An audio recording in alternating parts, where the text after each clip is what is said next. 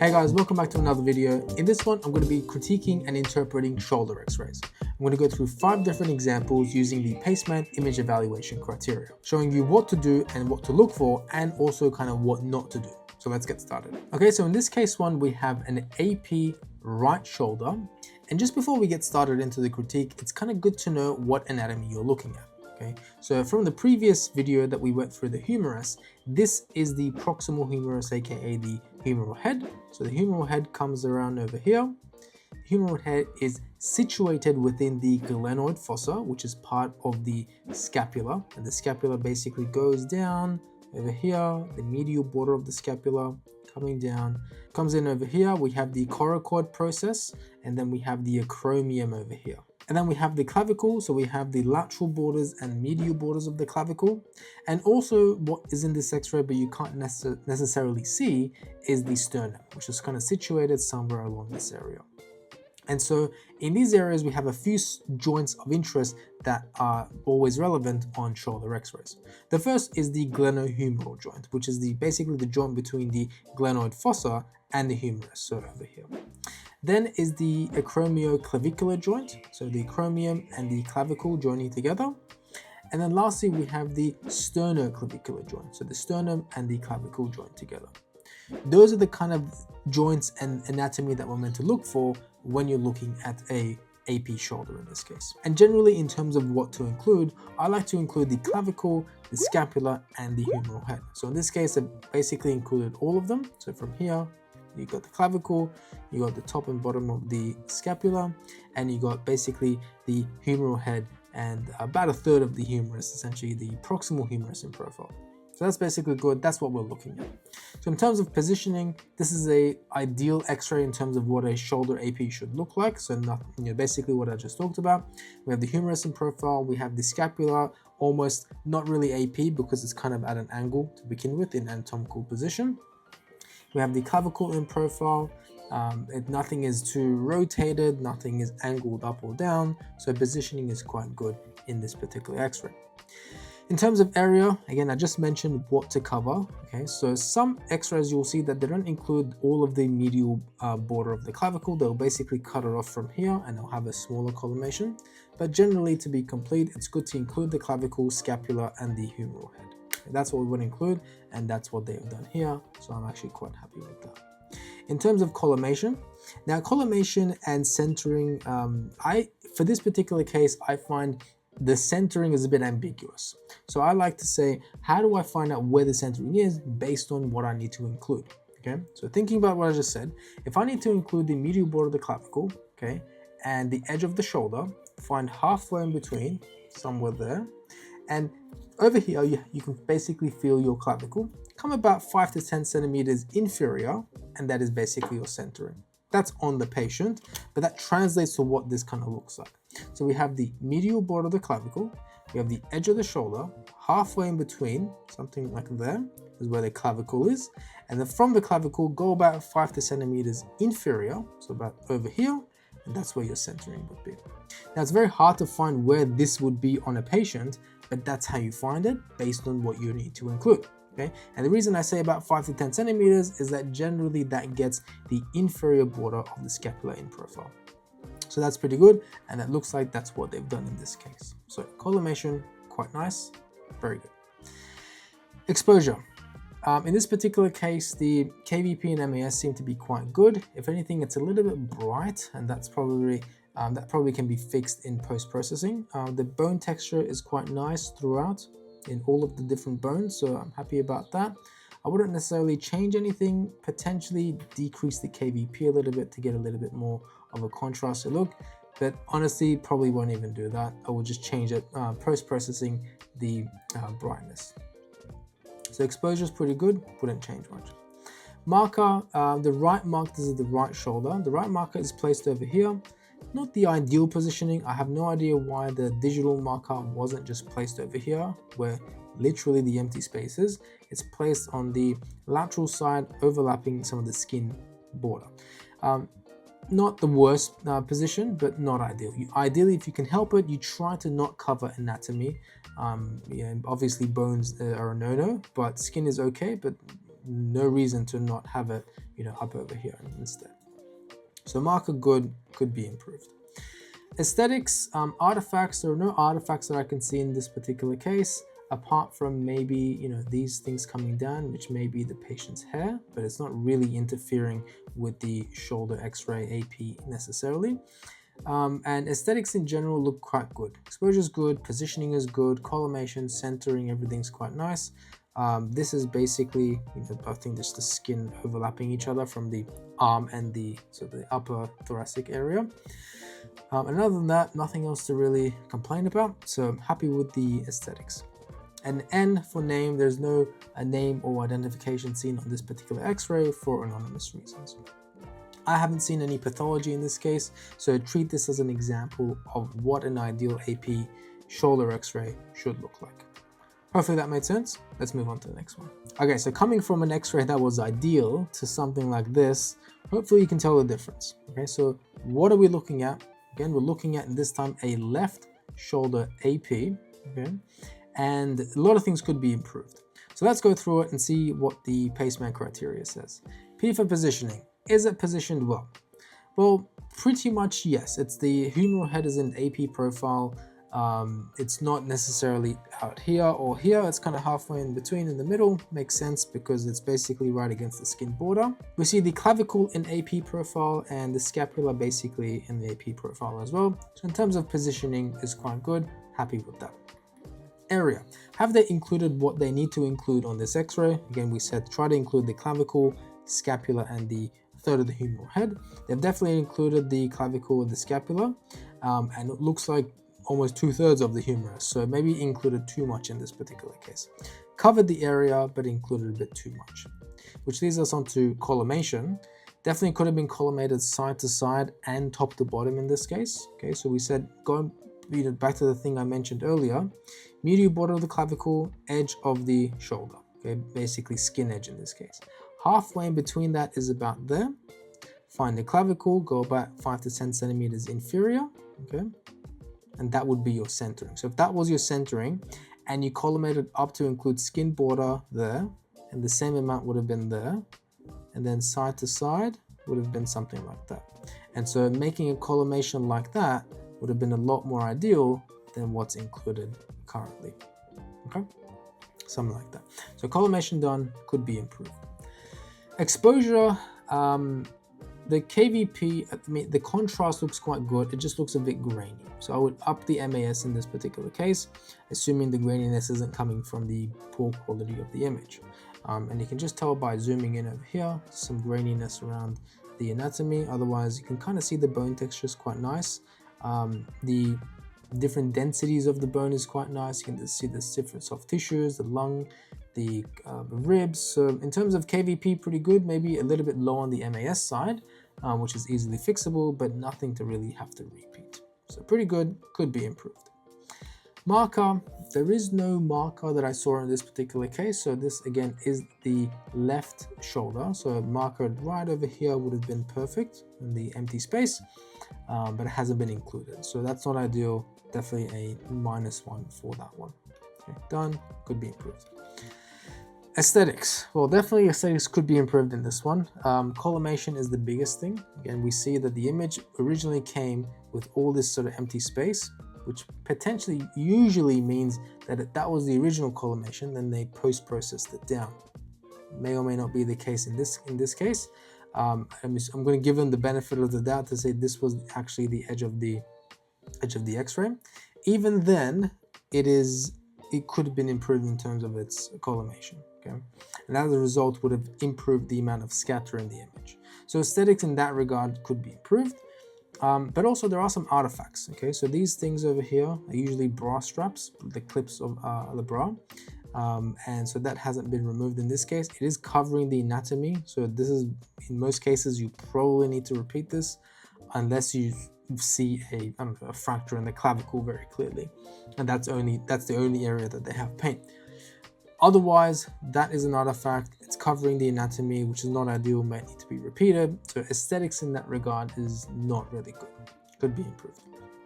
And for name, there's no name or identification on this particular X-ray for anonymous reasons. Again, that's always the freebie, the +1. Now, in terms of pathology, I don't really see any particular pathology in this case. The clavicle looks normal. The scapula looks like it's normal. There's no avulsion fractures around here. There doesn't seem to be any fractures in the humeral head. So seems okay to me. I don't see any fractures in this particular one. So hopefully that made sense. Let's move on to the next one.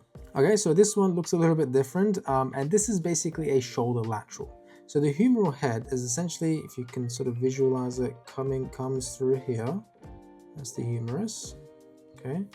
And then the shoulder, so we call this a Y-lateral because the scapula, when you look at it sideways, it looks like a Y, okay? So I have a Y there, okay? And it's kind of overlapping or very close to where the humerus would be. Now, ideally in shoulder lateral positioning, you get the patient's hand like this and the humerus out of the way. In this case, it looks like the humerus was close to the body and therefore overlapping the scapula. And by the way, the reason it looks like a Y-lateral, I'll show you on the anatomy app so it makes sense. Okay, so here we have the anatomy. We have the humerus and the scapula, and we see basically what we saw on the X-ray. And if I was to rotate the patient sort of in PA position and in position to where the scapula would be, okay, obviously we see a bit of the overlap between the scapula and the humeral head, which is kind of what you see over here. Okay. But the reason it's called Y is when you sufficiently rotate it, and I'm just going to hide this particular one here, you see that the scapula has a Y appearance. And that's why on the X-ray, it looks like this, essentially carbon copy of this. Scapula there, humeral head in the background, overlapping the scapula for the lateral view. And that's kind of what you see over here. Again, the edge of the scapula, if I was to trace it, would be something like that. Okay, cool. All right, so now that we know what we're looking at, let's talk about the positioning. So positioning, I already kind of mentioned that this is, because it's overlapping, not ideal. Ideally, the humeral head would sort of be in this area and it sort of goes out like that. And so you can see the scapula, at least the lateral thin profile, properly like that. But they haven't done that in this particular case, therefore it's overlapping. So in my opinion, positioning could definitely be improved in that regard. Area, what do you need to include? Well, essentially about a third at least of the humeral head and down towards the shaft, and the entire top and bottom of the scapula. Now it looks like they've very closely done that. So we have the top of the scapula over here and the base over here. In reality, this is very difficult to get, so I wouldn't be surprised if this was processed in terms of its collimation, but that is ideally what you have here. And side to side is very close as well. Okay, so excellent, in terms of what they've included in collimation, because we're talking about both of them now, but they've included what they need to for the area, and in terms of the collimation, they've definitely been very tight and very meticulous with it, so happy with that. The exposure is quite good. It's a little bit grainy, so I would increase the MAS potentially. Wouldn't necessarily touch the KVP, potentially reduce it a little bit because it looks a bit hazy. But other than that, I'm happy to keep the KVP where it was and just up the MAS a little bit to get less of that quantum motile in there. Good, could be slightly improved. Marker, again, so this looks like it's looks like a sin that's flipped. Anyway, not ideal. The marker should be in this particular area facing the anatomy. And I know that this is a left shoulder because if it was AP, okay, if it was AP, you'd have the clavicle there, you'd have sort of the scapula there, and the humeral head like that. So it's kind of facing this way. And also in the lateral, doesn't matter that you flip the patient around when you do the X-ray, the image gets flipped when you see them again. So even on the lateral, it should look like it's facing this way, or our right or the patient's left, okay? And because it's doing that, the scapula and humerus are facing this way and not that way, this is definitely a left lateral shoulder. Assuming that this is correct and the image hasn't been accidentally flipped. Anyway, so that's basically the marker is there, but definitely could be improved. Aesthetics, there's not much to mention about the aesthetics in terms of, apart from the humerus moving out of the way, so you actually see the lateral border of the scapula quite nicely. Collimation exposure is quite good, so happy with that, and wouldn't really change the exposure. There's no artifacts that I can see in this particular x-ray either. There's no bra straps or clips. So apart from that, positioning, pretty good. And there's no name or identification for this x-ray for anonymous reasons. In terms of pathology, I don't necessarily see any pathology in this particular case. No fractures in the humeral head or the scapula, that's very obvious. So apart from that, hopefully that made sense. Let's move on to the fourth case. All right, so here we have the fourth case. Now for the fourth and fifth case, this one and the next one, I'm just going to quickly talk about it. I'm not going to bother going through PACEMAN because that might get a bit repetitive. I'm just going to tell you what I see and how I think it could be improved. Okay, so first thing I want to make sure it says everything's included that needs to be. We've got the clavicle medial borders. We have the humerus, basically at least, looks like they have more than a third, which is quite good. And the scapula, you have the top. It looks like it's very slightly cutting the bottom. Not ideal, but that is what's happened. Okay. Immediately, I'm noticing some clips. So this is the bra clips, which means that they haven't taken that off. And there's all these little lines and artifacts here, which is probably the patient's clothing. In particular, this area, you can see that's probably the bra, that the top of the bra that they're wearing, and maybe a shirt over. There's some very faint lines over here. So in terms of its positioning, is quite good. It looks like everything's in AP profile, but they have slightly cut off the inferior border of the scapula. And in terms of collimation, happy with it. I would just bring the centering a little bit lower and not touch the collimation, because all of this up here, not ideal. Okay, if I was to basically cut there or remove or reduce it, bring everything down a little bit, so the centering is here, for example, and not here, that would fix essentially the collimation and centering and all that. Okay. In terms of exposure, happy with the exposure. The KVP and MAS seem quite good. There's good bone texture. There is a very little noise that I see, so happy with that, at least in the shoulder area.